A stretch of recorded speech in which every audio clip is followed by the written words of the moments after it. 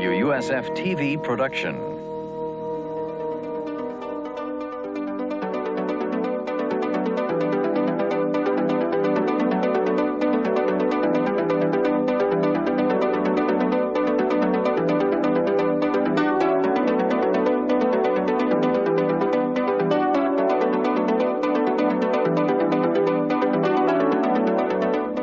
Hi, welcome to Profiles in Public Policy. I'm Barbara Ann Blue, your host for Profiles, a show that's designed to bring special people into your homes, people in our community and our state who make decisions that affect the quality of life that we all enjoy here in Florida. With me today is a special guest from Gainesville, Dr. John Paling, who is a noted author and an Emmy Award film producer and an environmentalist extraordinaire who's done some really interesting things. Dr. Paling, thank you very much for being here. Barbara, thank you. I'm delighted to be here. I really found this interesting. I don't know, he looks much too young to have done all the things he's done all these years, I'll tell you that. But the Emmy Award film producing was in wildlife, and you traveled all over the world for a long time doing different kinds of wildlife films, one of which is still one of the most watched programs that's ever aired on PBS. Tell us a little bit about that. That's right. Well, for 25 years I was making wildlife films for a company called Oxford Scientific Films, as you will tell by this accent. Although I live in Florida full-time now, my ancestry is from England. And back in 1967, we formed a wildlife film company that was unique because we were all biologists exploring the secrets of nature. And as you say, I've been through most of the countries of the world trying to show the general public how animals interrelate and the importance of ecology. So it was a natural thing that I came to environmentalism out of that. But the film you're speaking of, probably you show it here too, it's called Realm of the Alligator. And typically National Geographic specials are going to some other country, some exotic land. And it took an Englishman, a Brit, to come over here and say, hey, the alligator is a wonderful creature, totally misunderstood. Let's do a special about that. So that's how we came to make that particular film. Well, and that was done right here in Florida? Was the filming done here in Florida? A little of it was in Florida. Most of it was in Okefenokee, which is the big swamp in Georgia, of course. And it took 5 years to make. We lost 2 cameras in the swamp, and no insurance company would cover us. One of my friends actually swims with alligators, eyeball to eyeball. I mean, he's not a crank, and he's not a macho guy either. He happens to study their language, their body language. And the best way of doing it is from an alligator's eye level. So he gets in the water with a little pole and swims right up to them. He's a braver person than I would. Well, I wouldn't get anywhere near, but he must know what he's doing to still be around to do it another day, huh? That's right, that's right. He's very well informed about their biology and their behavior. And you got your doctorate from Birmingham in England, and you came to the United States. What brought you to the United States in 1981? 2 things. One is I'd always been seen by my British friends from Oxford as a wacky near American. I've always come back from my trips filming in America, the Everglades and in the north and in the west. It's a great, great country. So they weren't surprised that I wanted to make that move. Then I married an American lady, so that's one good reason. But we could have moved to England. She flies for Pan Am, a good American company too. But it was that time that I decided to bring my own company over here to the States and do the same thing initially, make wildlife films for all the national and international television programs. And you've lectured widely on environmental and wildlife topics with National Geographic and National Audubon and colleges like Harvard and Yale. Do you still find time to do any of that? I love doing that, because one of the ways of making programs is to sit in your little cabin and wait for animals to come in the middle of the night and go out and do dawns and sunsets, and you never know what the public really are thinking. But if you actually take your program and you take the soundtrack off and you go and give your own narration to it, talking to an audience of teachers or politicians or university students, then you really get to know how interested, how bored, how much time to give to different sequences. It makes me a better producer by doing that, and I love doing it. Do you still have time to do any producing of films at all anymore? We do, yes. I'm making a series now which is a departure from my old style, Barbara. I'm working with some people at the University of Florida, if I dare tell you that. That's fine. You forgive that, no, it's a fine school. We have lots of good Gator friends out here in the Tampa area. I know that too. But we're working with National Science Foundation to make a series of 39 videos for elementary teachers to try and make them less afraid of science, because, as I know you know, there's a huge problem in the American education system with so few students leaving elementary level school with no knowledge and often some hatred, in fact, towards learning any science. So we're trying to turn that around too. It's another very important cause. Well, one of the reasons that you're here today is because of a recent announcement just a few weeks ago of the establishment of the Environmental Institute in Gainesville, and you being the founder and and idea person behind that. A lot of research went into this, didn't it? You spent a lot of years before you decided to launch the Environmental Institute. Tell us a little bit about it. Well, we are an international conservation group, first and foremost, and we have a very specific and unique focus, and that is to try and help the environment by giving incentives to business and industry to become more environmentally responsible. And Boy, the first that is a switch, isn't it? I mean, before we hear environmental groups, they tend to attack business for doing things wrong as opposed to trying to support businesses that might want to do something right with the environment. That's true, Barbara. And the thing is that they're right doing that. My point is that there's always going to be a need in America or in the Western world for businesses. We're all a capitalist society, whether we like it or not, and part of the competitiveness of America and the Western world is this business strength of trying to do the best they can do. And there are always going to be people who are greedy, who are short-sighted, who don't care a bit, that are going to mess up the environment. And there's certainly a major need for all of the traditional environmental groups to stand up and wield what I call the stick, to petition and campaign and try and take them to court and make announcements in the newspaper about the bad things they're doing. I approve of all that. But now I firmly believe that environmentalism has changed from being simply an activist concern to being a universal concern. And there are loads of people in business nowadays who would love to do something right for the environment while still keeping a successful business, but don't know what to do. And if they do try and do something, their past experience has told them it brings nothing but problems. So we are also environmentalists. We are definitely trying to help the environment first and foremost, but whereas all of the traditional groups work with sticks, we're trying to use carrots, trying to use incentives, encouragements. And for that reason, we've actually patented something called the Good Earth Keeping Pledge Seal, which companies might apply for and which is actually assessed by a group of 7 professional environmentalists. And that's our way of trying to help businesses make their environmental genuine attempts count for them in the eyes of the public. So you really have kind of a good housekeeping seal of approval and a good earth-keeping seal of approval for those companies who really are committed to the environment. Well, the concept is the same. There are a lot of other there's a good horsekeeping, for example. It isn't just good housekeeping that has that sort of name. But it's a similar principle. Yes, it's a way of allowing businesses to display to the rest of the world that, hey, we are concerned about the environment too. And yes, we are concerned about what sort of world we're going to pass on to future generations. And we're proud to display this seal, which has been checked out by environmentalists, saying that we've signed on to a certain basic code of environmental responsibility. What kinds of things are included in the code? We were talking before the show about that they make a pledge and they agree to follow this code. What kinds of considerations do they make when they do that? Well, it has to be defined by law in order to patent the seal, so it's really very clear. First thing is to say that very few organizations really do anything good for the environment these days. I'm the first to admit that. So we're not trying to place a hurdle right up here for businesses to jump over, nor do we want to make it so insignificant that anyone could do it. So it has phrases in it like making a public commitment to do the best that they can do for the environment. Phrases in it like attending to all the environmental regulations that are out there. Now, those are not two very challenging things. To make some significant attempt at recycling in what they take in or what they do or how they get rid of their materials. Those are pretty obvious things. Pollution control, another little paragraph with obvious intent. But the most valuable thing of all is the clause where we ask them to consult their employees, having declared themselves, hey, we're going to try and do the best we can do. Consult their own employees to see what ideas their employees bring up. And this, Barbara, is now so strong because, as you know well, everyone is now concerned about what we're doing to our environment. And if you have a company of 100 people, my guess is that 10 or 20 of them most certainly will be glad to spend a little bit of time making suggestions that will first help the environment, but secondly that are not designed to close down the company where their jobs are involved.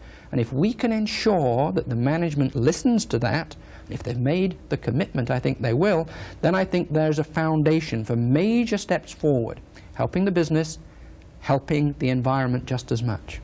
The environment began to get a lot of attention, I remember, back in the early 60s, and then it sort of seemed to wane a little bit through the 70s and early 80s anyway, and I sense a real resurgence of it, not only probably in Florida, but all over the country and the world. Why do you think that's happening? What's caused that? And it's not just the activists, as you put it. It's the mom and pop. It's the grandmother. It's the people in the grocery store who are concerned about using plastic bags rather than paper bags. What's caused that change?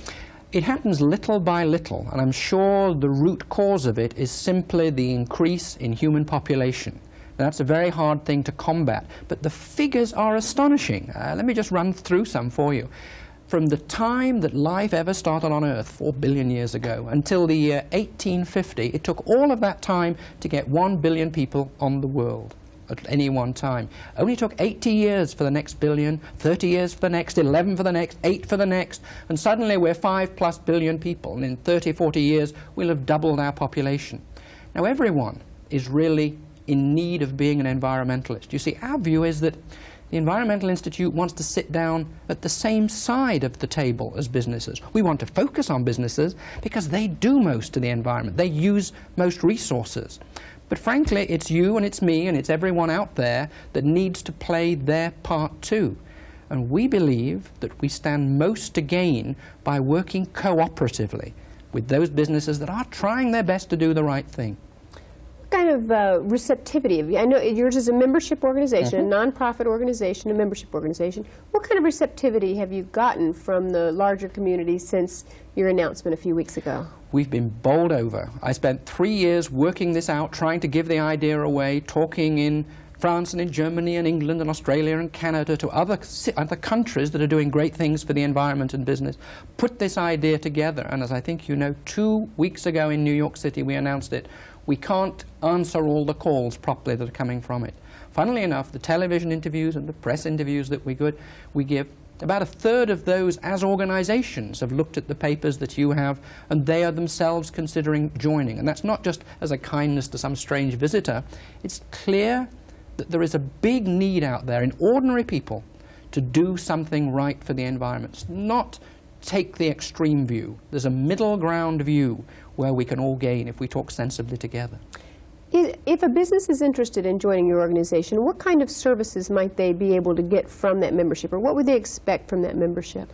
Well, the first thing to do is that they would need to be a member before we could even talk about good earth-keeping pledges. And we have an office number that they could phone to make contact if they wish to do that. Same applies equally to individuals. And the why don't we air that number at this time so that people that are interested and might want to know more can give you a call? What is that number? It's 904-375-2221. And although we're presently only operating in the main in Florida for our administration, very soon, the way things are going, we see we're going to have to go to Washington and hopefully have chapters in different states across America too. So yes, that's one of our rapid needs for expansion that the input is making us address. That's an ambitious endeavor, but the way things are going, it sounds to me like it'll happen almost overnight. Well, I honestly think a movement whose time has come. I really do. I think that you traveling around and knowing the citizens in this area as you do would probably agree there are enough ordinary people out there that want to do something right. And if anything, our political leaders are catching on secondly, our business leaders are catching on secondly. But those of us that go down by the local dump or worried about the amount of pollution in the water, they're the ones that want to see something done about it.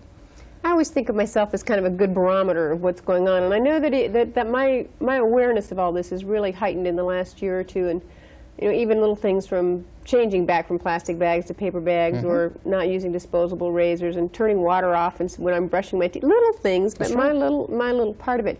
But when I've worked around companies over the number of years that I have, I find that most of them really do have a concern for the environment. I mean, they're painted sometimes in a bad light, but my experience has been that the real desire is there to do things right and to be a good environmental citizen. Are you finding the same thing? Exactly. You said it, Barbara, much better than I could say it. Sure, there are bad companies. Sure, there's been a horrible history of businesses messing up the environment in the past. And I have no apology for that. I'm not here to support businesses. I'm here as an advocate for the environment. Do understand that.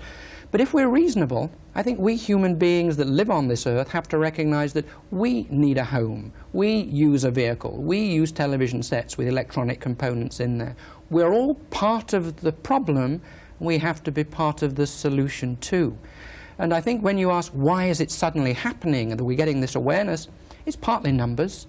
But another thing is that scientists are able to detect almost a 100-fold greater sensitivity of detecting pollution things that are out there than they could 10 years before or 10 years before that. And the other thing that we need to remember, in the sense of humility, is that all the things that we're so mad about that businesses do now, not all, most of them, we citizens were glad of in the past. I mean, didn't we welcome plastic?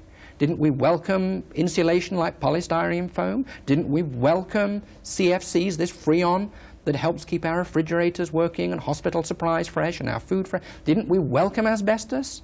I mean, I'm not saying that we're to blame for it. I'm saying that we're all living on the planet together.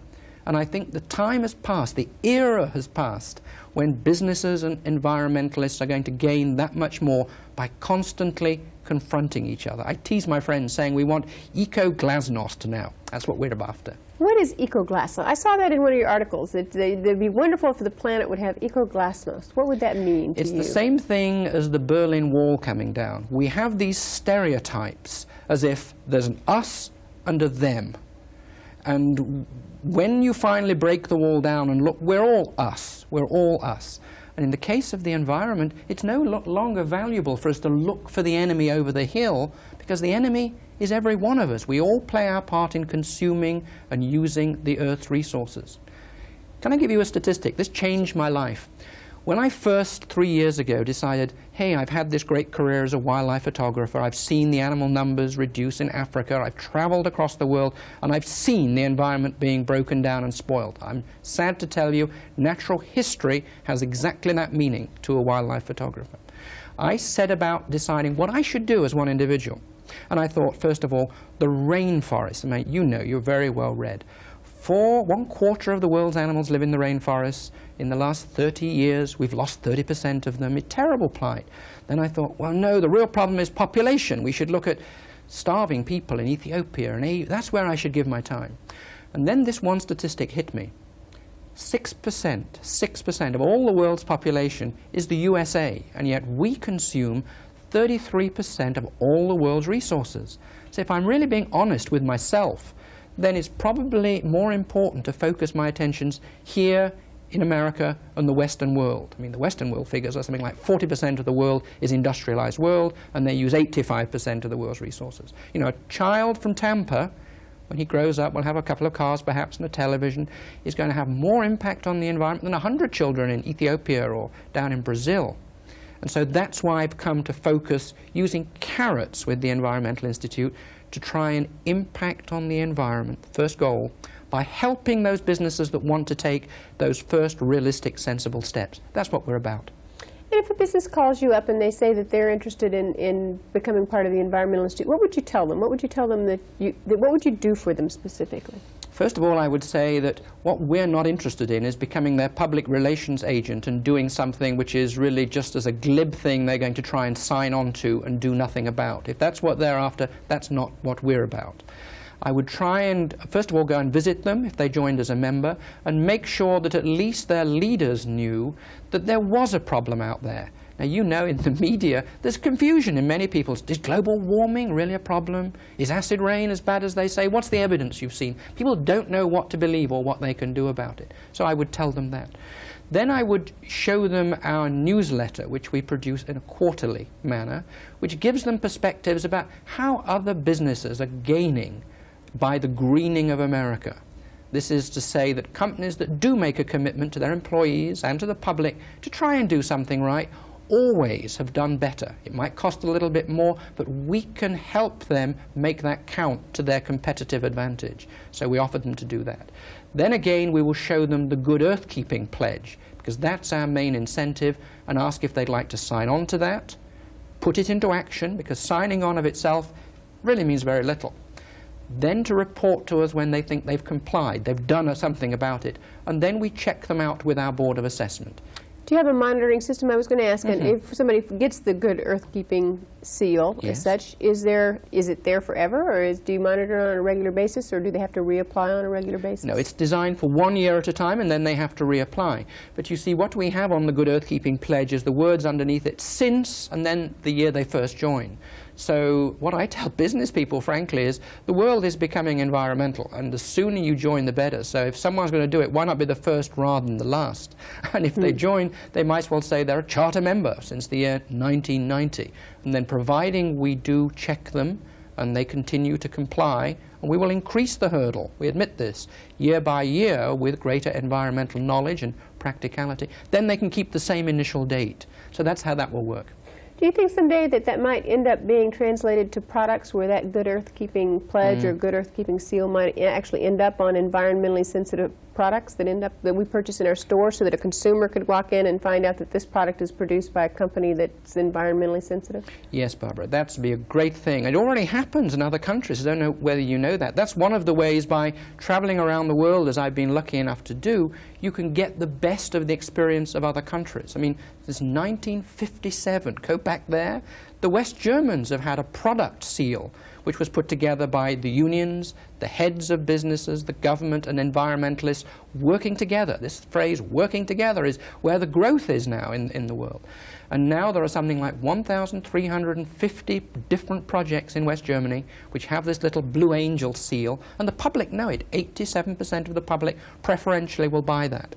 Canada have done it 3 years ago, and the USA is just about to begin to look at it. I've been to meetings where that's been discussed, and if I'm candid with you, I think it needs to be far more thoroughly researched for America.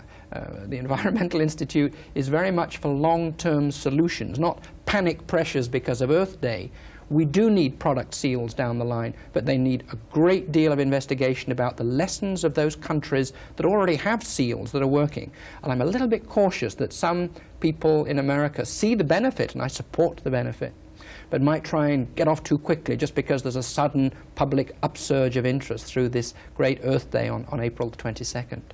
I was kind of amazed at a poll that I saw, the results of a poll. I believe it was a Gallup poll that said that 92% of the men and 96% of the women in America would choose products that they knew were from companies that they knew were environmentally sensitive over the competitive products. That's right. That seems, you know, that really is a sort of a surprise. Well, the evidence is around all over the world, and now we're finding polls independent of environmentalists throughout America showing the same thing.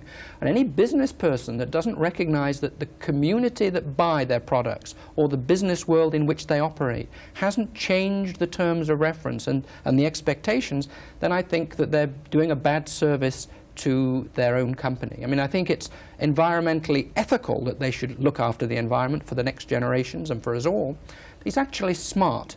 But providing they do the right thing for the environment as best they can reasonably do, then we're there in the Environmental Institute to support them, make them more successful in any way we can. And it might include, we were talking before the show, it might include that you would do an advertisement that would run a list of the companies that have made the pledge to really be environmentally committed, to give them some exposure for their commitment to the environment. Yes, because in a way, the pledge document, this code of conduct, is a pledge not just to us. We're the ones that assess it and put our environmentalists on to check it, but it's really a pledge to everyone. It's a public statement. So we want people to know, not because they're going to look at them cynically and say, oh, fancy them, look at that, what they've done before.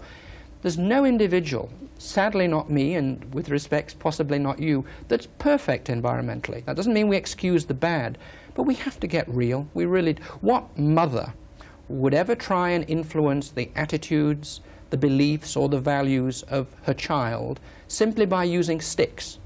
What business partner, what marriage, what family group would work if all that happens is that you administer sticks? And I think you will find that most of us, and I'm among them in the environmental groups, have only been doing half a job before. And it's important that that half is maintained. You must hear that. But now surely the world has changed. We're in a different era. And that's why the Environmental Institute is thriving so much, and we want to maintain the credibility of that seal, and why we're looking for any members of the public, not-for-profit groups, or businesses that want to talk to us. You mentioned before the show that you are not pro-business, you are pro-good business and pro-environment. That's and right. There's a difference there. That's right. Sometimes people tease me saying that, oh, Paling, you become a lapdog of business. And I say, no, no, no. We're really environmentalists with the same goal as all of the other environmental groups. They, for historical reasons, do an important, valuable job.